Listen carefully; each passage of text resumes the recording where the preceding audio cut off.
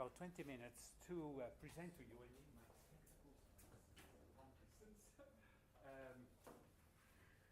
to take you through the platform we are building to essentially map and promote Cleanweb projects, Cleanweb innovations. The project started in July 2015. We've been working quite hard this past 8 months to really map and create a platform where people can discover about Cleanweb solutions. So the starting of the project was from the Cleanweb, so it's very much an offspring of this Cleanweb meetup. I started coming to the meetup and realizing that actually there was a wealth of innovation, a lot of incredibly good ideas and very, very practical solutions, but they were spread a little bit all over the place. Some of them were in communities that were concerned with textile issues. Some of them were purely energy focused. Others were mobility focused. Others were about food and the supply chain around nutrition.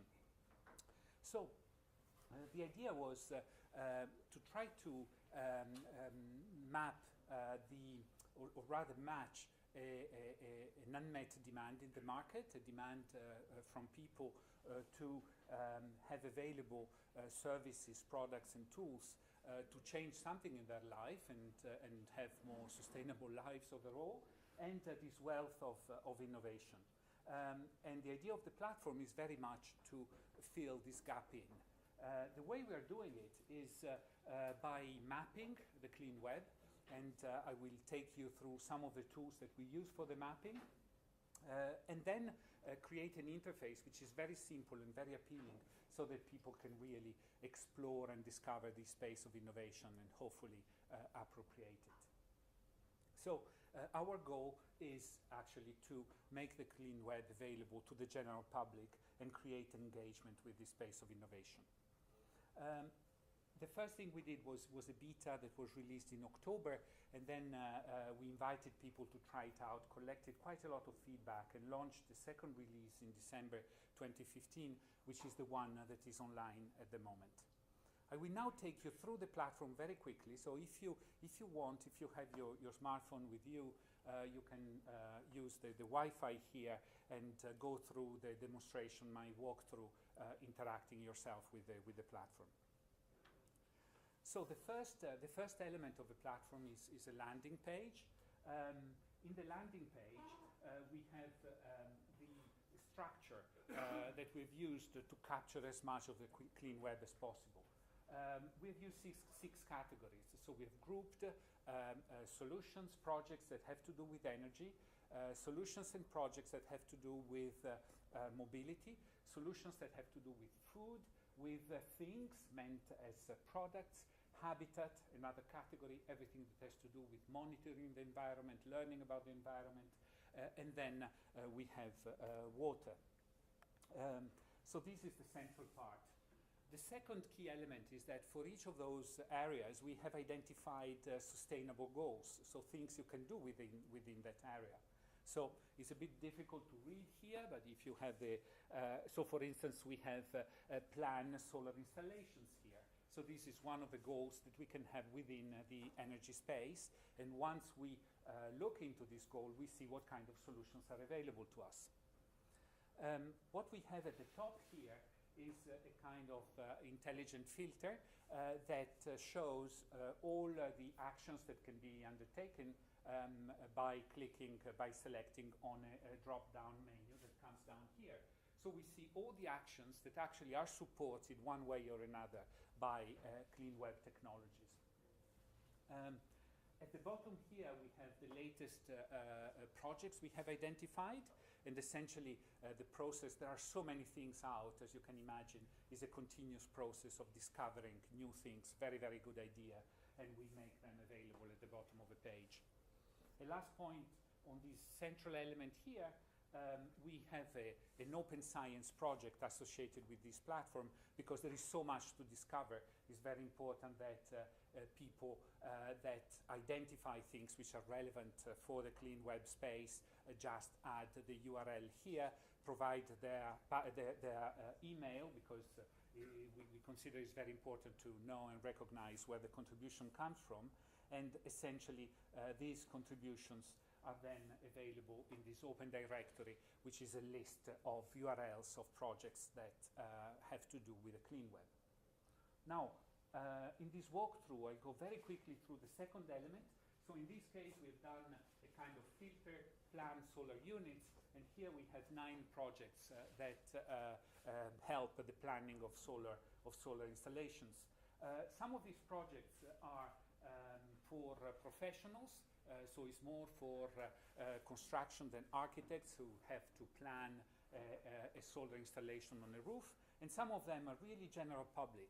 And the role there is simply to give people a first estimate whether it is worth or not to put solar panels on one's roof.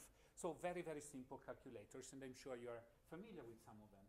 But the idea is here for someone who is exploring, considering the possibility of putting solar panels on the rooftop, is to have here a selection of tools that would be spread around the web, would be quite difficult to get hold of, find them in the same page, and do the calculation from the tool that seems to be the most relevant. So this is the case, for instance, of Solar Century that provides one of these calculators, and this is the page dedicated to Solar Century. What we have is a short description. We have some very basic analysis of the project, the level of maturity, the type of technology that is used, the kind of benefit it generates, whether it's very much about environment, whether it is social as well as financial, economical. So this is the initial part, and then we embed videos so that there's very good material to understand what the solution does. We also have a space here dedicated to the founders, because we believe it's very important to get people to know who's behind the project, what is the rationale and the type of people who have started that initiative. And then here is a space that we have not really opened and started using yet, which is about user-generated content. So there is where we hope one day people will do reviews, write reviews on the products, or ask questions, put comments.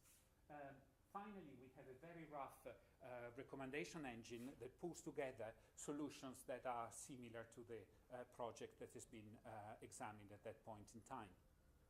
So this is a very quick walkthrough through the platform. I focused on some of the points because what we have planned in the workshop is a bit of work for you to help us evolve the platform in the most useful direction. So hopefully you've got the basic elements of the platform. Now I backtrack a little bit to discuss why we started, if you want to. And I think that many of us share some of these points. The first point is a real concern for environmental degradation and climate change. And the second is frustration that probably you are experiencing as well, with the sentiment that actually things are not moving fast enough, that there is not enough decisive action, things are not changing rapidly enough. Our societies, our economies are adapting, but they are adapting very, very slowly, if at all. Now, I was lucky to get into the web really, really early. And since 1993, we have seen the capacity of the web as a technology, but even more importantly, as a tool for collaboration, as a tool for innovation, the ability that the web has had to really change things very rapidly.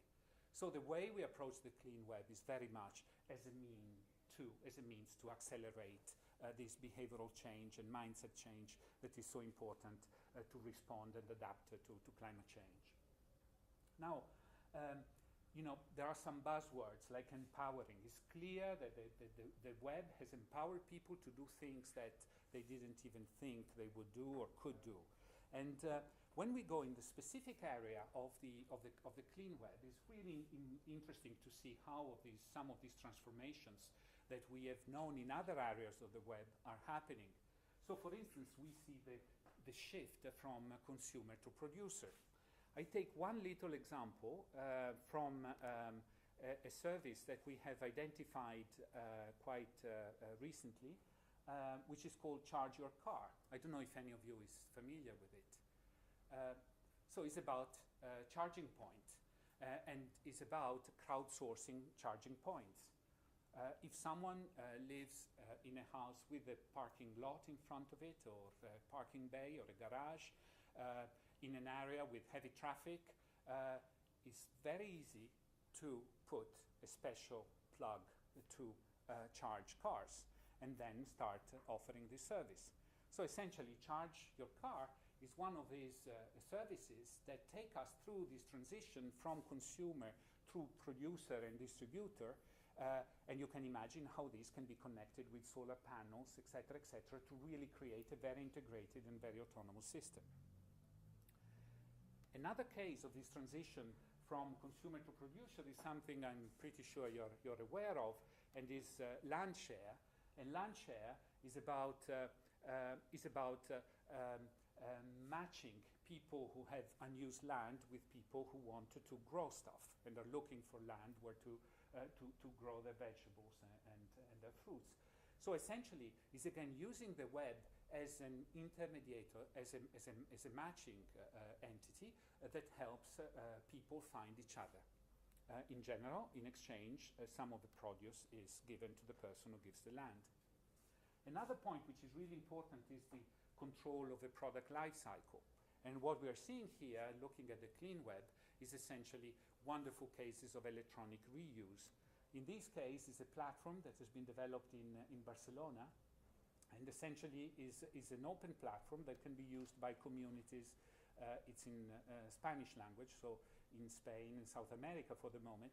But essentially, communities in different towns and villages can collect electronic equipment that is not used, recondition it, and give it to communities, associations, groups, schools, etc., who would use it.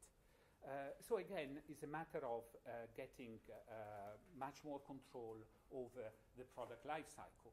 And you certainly know the Restart project that is doing a great work to bring together people, experts and anyone around electronics to be fixed. So again, we have this ability of the web to bring people together and collaborate. The third point is an expression that comes from IYWTo, the head of Media Lab at MIT, the idea of permissionless innovation. And here again, where the web is extraordinary is that it has lowered the barriers for entry and for innovation so much that you can have very ambitious projects for relatively little. So one of the projects, again, I'm always asking whether you know it, because I suppose you know some of these things, but that we found really, really interesting is Ecosia. And Ecosia is a search engine started in Berlin, that essentially uses over 80% of the revenue that is generated through advertising to finance tree planting and reforestation in Burkina Faso, which is one of the areas in the world most exposed to the consequences of climate change. So again, here using existing technologies, Yahoo engines, Blink engines, and creating a meta engine on top of it, there is this ability through the web to connect mundane actions like doing a search with such an important thing as planting trees in Burkina Faso. I didn't check the time I started, so I don't know how long I've got. Do you have a sense? 6 more minutes. 6 more minutes, perfect. So I don't want to bother you too much with these examples, but I think they're really important. Here, this breading is an initiative in Milan that connects bakeries with charities. And essentially, at the end of the day, bakeries have lots of bread unsold. And they send a message of some kind to local charities who come and pick up the bread available that they will serve for dinner. Olio is a London initiative that now is expanding across the UK, which is again about not wasting food, giving food away before it's expired. And this food can come from individuals or can come from local stores, but again, it's a very local system that is mediated by the web. The last point is disintermediation, which is another of the key characteristics of the web. And here, just to take a couple of examples, you probably know low CO2 energy is a network of hydroelectric plants that sell energy. Obviously, the energy is not the one generated at the level of the hydroelectric plants, but as a consumer, you can really select where you want to buy your energy with something like low CO2 energy. A last example is our friends here at Impact Hub from Trillion Fund, where again, one can direct one's investments towards specific projects or funds, and knowing exactly who's behind these projects and funds. So this intermediation is another key element of using the web to accelerate cultural and behavioral change in relation to climate. Now,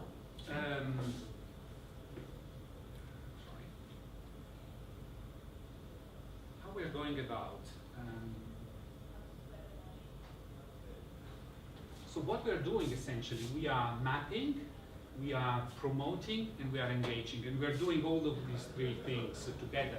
Even though the mapping is really the building block, we need to have the best possible mapping, understanding of what is available, to then be able to surface the best solutions and tell a story around those solutions. So essentially, mapping is about finding, saving, analyzing, organizing, and this is really the theme of today. It's about creating, mapping the Cleanweb, creating taxonomies. When we promote, it's about creating interfaces which are really simple so that people can browse, can search very effectively all this wealth of opportunities. And then it's tweeting and blogging, which is very much about surfacing some of these projects and make them known as much as possible. Blogs we use to synthesize. So for instance, the first blog that we wrote was about the planning of solar installations, a synthesis of what is available in the market. And then connect is stories, like when you know that there is a certain service available and you hear of someone who has a certain initiative, is to let this person know that something is already there, so that the innovation can really proceed much, much faster. Instead of reinventing the wheel, you can start already from an existing service. And then sort of we have the engagement, which is what we have as an objective for the next month, which is about sharing the good solutions with the people around you who could be interested by those products and services. Rate, review, comment, and two actions which are really important. Add the projects. For instance, if you have developed a project, add the project on the platform, or if you find a project particularly good, add it to the platform. And what I presented earlier, a number of features that allow you to pick the projects and to add them to our inventory. So where we are now, so we have 462 projects in our database described by main characteristics. We have 264 URLs that have been pointed out to us through this element I showed you in the landing page, where you enter a URL of the project that you consider to be important, as well as we have developed 2 browser extensions for Firefox and for Chrome, so that when you see a good project, you can, with a right click, get this URL into this directory there. And then we have 146 projects described on the platform. And this is the challenge, because the numbers are growing very, very fast, and we are doing things manually. So we thought of 2 workshops to do with you this evening. The first workshop is very much about the problem I just mentioned. So mapping the Cleanweb is a gigantic task. How can we do it faster? How can we do better? So we would like you, in your tables, to come up with good ideas that we can look into and try to implement in our project. There are descriptions of the task on the table, so I don't need to get too much into the detail. The second workshop, and this will be after the break, so probably a beer or 2, is much more creative, much more challenging. We are looking at the Cleanweb in a very sort of technical way, in a very rational way. And we know that if we wanted to provoke people and have a real adoption of these solutions, we need to tap into the emotional value, the emotional benefit that these solutions represent. So in the second workshop, we would like you, with us, to think about ways we can imagine this Cleanweb space in terms which are much more emotional, which are much more about the aspirations we have got, about the key drivers we have inside us. So much more of a kind of marketing exercise to close. And here I'm finished, hopefully.